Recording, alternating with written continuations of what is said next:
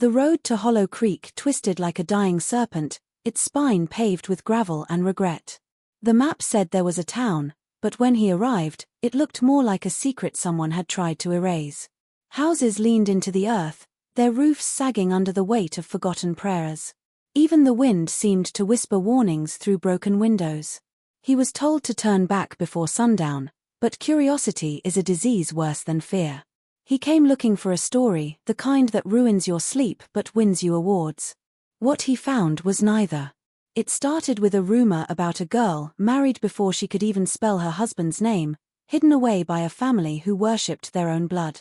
Locals called her the inbred bride, though none dared speak her name after dark. They said her wedding bells never stopped ringing, even when the church burned down. Some claimed she still lived up in the old Marrow house, where candles flickered without flame, and voices echoed in rooms that should have been empty for generations. When he reached the gate of the Marrow estate, he noticed the air change, thicker, heavier, as if breathing through cloth. The iron gate was rusted shut, but something about the way it stood, half open, felt like an invitation. He hesitated, hand trembling on the cold metal, before stepping through. From somewhere deep within the woods, a faint melody began to play, a wedding march, played too slowly, as if the bride was still walking down an endless aisle.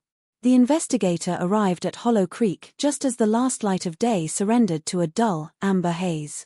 The road that brought him there felt like it hadn't been touched by a stranger's tires in decades. Dust rose behind his car like smoke, clinging to the air long after the engine died. The town was smaller than he imagined, more like a memory than a place, its crooked houses slouched together as though sharing secrets they didn't want him to hear. When he stepped out, the air had a strange stillness to it, like the world was holding its breath. He noticed curtains twitching, eyes peeking through narrow cracks, but no one came out to greet him. The only sound was the faint creak of a weather vane turning lazily atop a rotting barn. He had come chasing whispers, stories of a family that refused to mix their blood with outsiders, of a lineage so pure it had become poisonous. The deeper he walked into the town, the heavier the silence became, pressing against him like invisible hands. Even the dogs that should have barked at a stranger stayed quiet, watching him from doorsteps with unblinking eyes. A faded sign outside the general store read "Closed for the season," though it was clear the season had ended years ago. He stopped at the old inn, its porch sagging beneath the weight of time, and felt eyes on him again, the kind that don't just look, but measure. When he finally found the courage to ask about the family, the innkeeper's expression changed. Her hands trembled as she slid him a key without a word, her gaze fixed on the floor. It was in that moment he realized this town wasn't simply hiding something, it was protecting it. He first heard her name whispered in the diner, a place so old it smelled of burnt coffee and ghosts. The waitress, a frail woman with sunken eyes, froze when he mentioned the Marrow family. Her lips trembled before she muttered a single name, Clara May. It hung in the air like a forbidden prayer. The other patrons stopped eating, their forks frozen midair, the clink of silverware fading into silence. He asked who she was, but no one answered. It was as if speaking about her might summon something that shouldn't exist. Later, an old man outside the diner approached him, his breath thick with whiskey and warning. He said Clara May was the last bride of Hollow Creek, married before her 12th birthday, her husband a cousin twice removed and thrice older. Their bloodline was a loop that never broke, a circle drawn too tight around itself.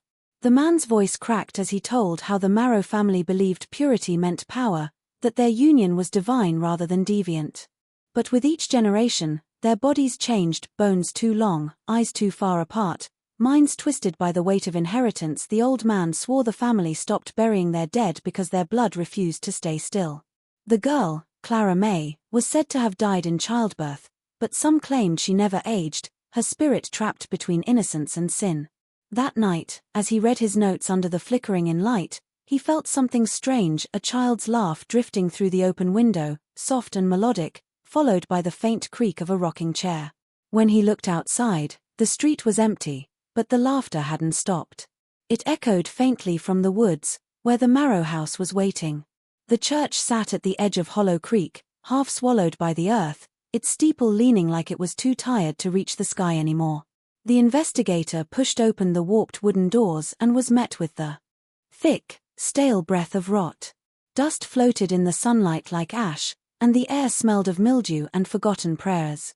Pews were scattered, hymn books torn, and the altar was nothing more than a skeleton of what once was sacred.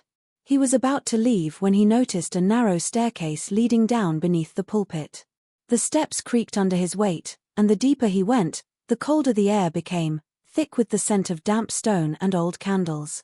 In the basement, his flashlight caught something pinned to the wall, a photograph. Yellowed and curling at the edges, it showed a wedding. The groom was a gaunt man in his 40s, his face sharp and hollow, eyes as lifeless as glass. Beside him stood a child in a lace dress, her small hands clutching a bouquet of withered flowers. Her face was unnervingly blank, as if she had been told to smile but didn't understand how. The date scribbled beneath the image read 1924. He stared longer, the beam of light trembling in his hand. The longer he looked, the more familiar her face became. He'd seen it, not in a book or an archive, but just yesterday, peering out from a window of the Marrow estate, the same vacant eyes, the same bow of the mouth. His chest tightened as he felt the weight of that impossible realization. The air seemed to hum around him, and for a split second, he thought he heard the faint echo of wedding bells, ringing softly beneath the floorboards. He found the journal by accident, buried beneath a loose floorboard in the innkeeper's room after she had vanished without a sound. The leather was brittle, darkened with age and smudged by trembling hands. Across its cover was a single word carved with something sharp: deliverance. Inside, the handwriting shifted from neat to frantic, the ink blotted where tears or blood had soaked through. It belonged to the town's midwife, a woman named Abigail Crane, who had delivered nearly every Marrow child for 4 generations. Her first entries spoke with reverence about the family's wealth and the strange pride they took in their bloodline, but as the pages turned, the tone curdled into terror. She wrote of births that came too soon, infants with too many fingers, mouths that never closed right, and eyes that gleamed under candlelight even when the room went dark. She said the family refused doctors, insisting their condition was not illness but a sign of the chosen. Abigail's words became a confession. She feared what she had helped bring into the world. She described one night in detail, the final entry, written with a trembling hand and streaked with something brown. The new bride, she wrote, was only a child. Her mother wept not for shame, but for tradition. They said the blood must not thin. But the girl's body was too small, her eyes too still. When the child came, the room filled with whispers, and I swear the crying didn't come from the baby. The entry ended with a single line, pressed so deep it tore through the page: the bride does not age. She waits for the circle to close again. When he finished reading, the candle beside him flickered once, then went out, leaving only the sound of soft, distant breathing. He followed the sound of laughter into the woods, though every instinct in him screamed to turn back. The forest behind the Marrow estate was older than the town itself, its trees knotted and skeletal, their branches clawing at the night sky. The deeper he went, the more the air changed, thick and metallic, as though laced with decay. He could hear the faint crackle of fire and the murmur of voices ahead, rhythmic and low, like a congregation in prayer. When he reached the clearing, the sight froze him where he stood. A long wooden table stretched beneath the trees, draped in lace that had turned the color of bone. Around it sat figures in old-fashioned clothes, their faces pale and waxy, movements slow and synchronized, as if they were puppets pulled by invisible strings. At the head of the table was the bride, her veil torn but spotless, her skin too smooth to be alive. Her eyes gleamed faintly in the firelight, and when she turned her head, he saw that it was the same face from the photograph, unchanged, untouched by time. The groom beside her was nothing but a husk, skin stretched tight across bone, yet his hand still rested possessively over hers.